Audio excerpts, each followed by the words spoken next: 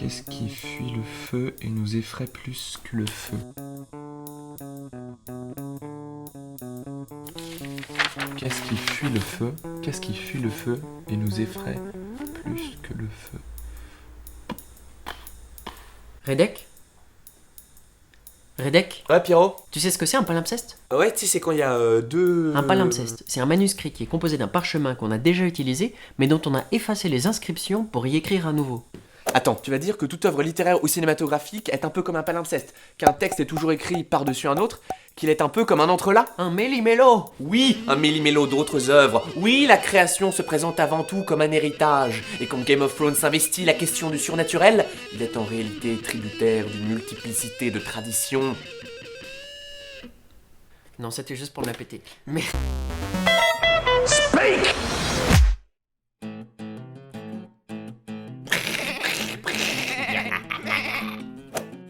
Le conte. D'où viennent les dragons dans Game of Thrones? Comment est traité le surnaturel dans la série? L'univers des livres s'inscrit directement dans la fantasy, qui est un genre de littérature populaire.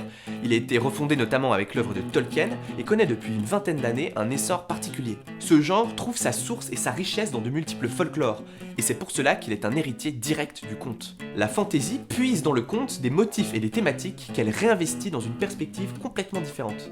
Voici venu le temps des exemples. Dans le Chaboté de Perrault, on a des animaux qui parlent pour nous enseigner une sagesse. Mais dans Narnia ou dans Eragon, ces animaux sont aussi là pour la baston. Dans Game of Thrones, il y a un peu de Barbe Bleue. Une jeune fille épouse un homme très riche, mais elle découvre peu à peu que c'est un monstre qui tue ses femmes quand elles sont trop curieuses.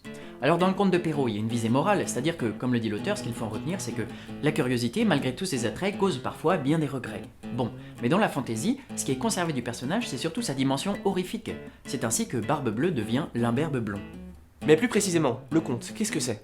On en a déjà parlé ici, mais pour faire ça à la hache, le conte est un récit qui remplit ces trois critères. Premièrement, le conte se passe dans un ailleurs total. Cet écart est souvent indiqué dès le début de l'histoire par un... Dans un autre monde, où les alligators mangent des petits Suisses et où votre labrador... Ou bien, il y a longtemps dans une galaxie lointaine, ou bien encore, il était une fois. Deuxièmement, le surnaturel est accepté comme une norme par le narrateur, le personnage et le lecteur. Troisièmement, le lecteur s'identifie au héros qui est un personnage monolithique, sans psychologie, un modèle. Le mythe. Il y a plus de 1000 ans, on raconte que les hommes ont dû affronter un hiver qui a duré une génération entière. Et c'est à ce moment-là que le chaos a régné dans un enfer glacé. Les marcheurs blancs, les White Walkers, les araignées géantes et mille créatures terrifiantes se sont répandues sur les terres humaines dans une avalanche de froid et de brume. Une avalanche de pipi plutôt. Ta race, grand-mère, remets tes couches. Donc les hommes de l'époque ont construit le mur pour pouvoir protéger le monde civilisé des forces obscures. Et c'est pour le défendre que la garde de nuit a été mise en place. Papa dit qu'on va te faire piquer. Ce que raconte cette vieille dame à Bran Stark, c'est un mythe. Mircea Eliade, dans un bouquin super intéressant dont on parle un peu plus en description, définit le mythe ainsi. Le mythe raconte une histoire sacrée. On rapporte comment quelque chose a été produit, a commencé à être. Les mythes décrivent les diverses et parfois dramatiques irruptions du sacré ou du surnaturel dans le monde. C'est cette irruption du sacré qui fonde réellement le monde et qui le fait tel qu'il est aujourd'hui. Le mythe, c'est donc un récit qui légitime l'ordre présent d'une société en racontant l'origine surnaturelle dans un temps surnaturel. Dans les faits, la garde de nuit et le mur, à quoi ils servent? Eh bien, ils ont un rôle à la fois social et politique. D'abord, même si c'était pas le cas à la base, la garde de nuit c'est le lieu où on exile les criminels et les parias. Elle sert aussi de rachat pour les fautes commises dans les familles nobles. Mais en plus, le mur permet de renforcer le pouvoir central par les frontières communes. Les 7 royaumes qui ont des cultures si différentes sont unis par ce danger extérieur qui leur est promis par le mythe. Dès lors, le pouvoir du roi qui est assis sur le trône et la paix qui règne sont fondés par ce mythe. Ce mythe donne le droit d'exclure les indésirables, de purger la société et de fortifier le pouvoir du roi. Et du point de vue de la narration, il est un moyen de captiver le spectateur. On raconte une histoire qui fait peur et en même temps on prépare le terrain pour la collision entre le temps surnaturel du mythe et le temps naturel. La façon de filmer laisse entendre que par la suite, on va voir toutes ces créatures mythiques se répandre dans le temps historique de la série. Le fantastique. On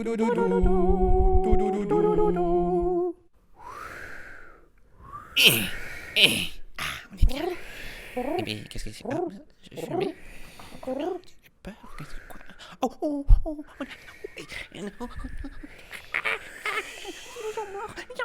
Mais il est en train de mourir. Ici, on sait pas trop ce qui se passe. On sent qu'il y a des gens qui en veulent à ces soldats sous-payés, mais on comprend pas bien pourquoi. Comme dans les contes d'Hoffmann ou les nouvelles de Maupassant ou celles de Gérard de Nerval, eh bien on est dans le fantastique, qui irrigue le récit d'une dimension inquiétante. Le critique littéraire Tsvetan Todorov décrit le fantastique comme l'irruption du surnaturel dans notre quotidien. Il y a bien quelque chose d'étrange qui s'est passé, mais on ne sait pas quoi.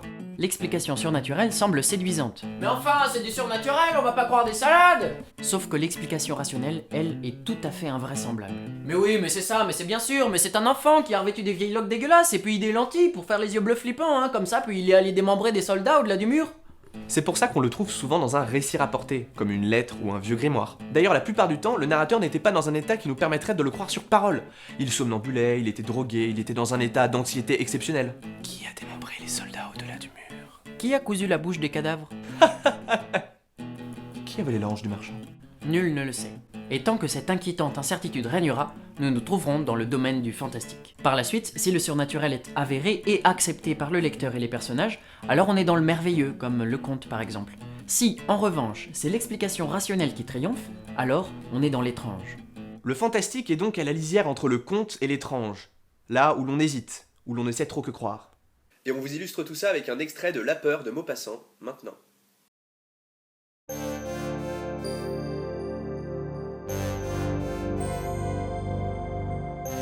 Il nous raconta ceci. Il chassait, étant jeune homme, dans une forêt de Russie. Il avait marché tout le jour, et il arriva vers la fin de l'après-midi sur le bord d'une calme rivière. Elle coulait sous les arbres, dans les arbres, pleine d'herbes flottantes, profondes, froides et claires. Un besoin impérieux saisit le chasseur de se jeter dans cette eau transparente. Il se dévêtit et s'élança dans le courant. C'était un très grand et très fort garçon, vigoureux et hardi nageur. Il se laissait flotter doucement, l'âme tranquille, frôlé par les herbes et les racines, heureux de sentir contre sa chair le glissement léger des lianes. Tout à coup, une main se posa sur son épaule. Il se retourna d'une secousse et il aperçut un être effroyable qui le regardait avidement. Cela ressemblait à une femme ou à une guenon. Elle avait une figure énorme, plissée, grimaçante, et qui riait. Deux choses innommables, de mamelles sans doute, flottaient devant elle, et des cheveux démesurés, mêlés, roussis par le soleil, entouraient son visage et flottaient sur son dos. Tourguenieff se sentit traversé par la peur hideuse, la peur glaciale des choses surnaturelles. Sans réfléchir, sans songer, sans comprendre, il se mit à nager éperdument vers la rive. Mais le monstre nageait plus vite encore, et il lui touchait le cou, le dos, les jambes, avec de petits ricanements de joie. Le jeune homme fou d'épouvante toucha la berge enfin, et s'élança de toute sa vitesse à travers le bois, sans même penser à retrouver ses habits et son fusil. L'être effroyable le suivit, courant aussi vite que lui et grognant toujours. Le fuyard, à bout de force, et perclus par la terreur, allait tomber, quand un enfant qui gardait des chèvres accourut armé d'un fouet, et il se mit à frapper l'affreuse bête humaine, qui se sauva en poussant des cris de douleur. Et Tourguenieff la vit disparaître dans le feuillage, pareil à une femelle de gorille. C'était une folle, qui vivait depuis plus de 30 ans dans ce bois, de la charité des bergers, et qui passait la moitié de ses jours à nager dans la rivière. Le grand écrivain russe ajouta « Je n'ai jamais eu si peur de ma vie, parce que je n'ai pas compris ce que pouvait être ce monstre. » C'est la nuit. Quoi, Pierrot? Ce qui fuit le feu et nous effraie plus que le feu, c'est la nuit.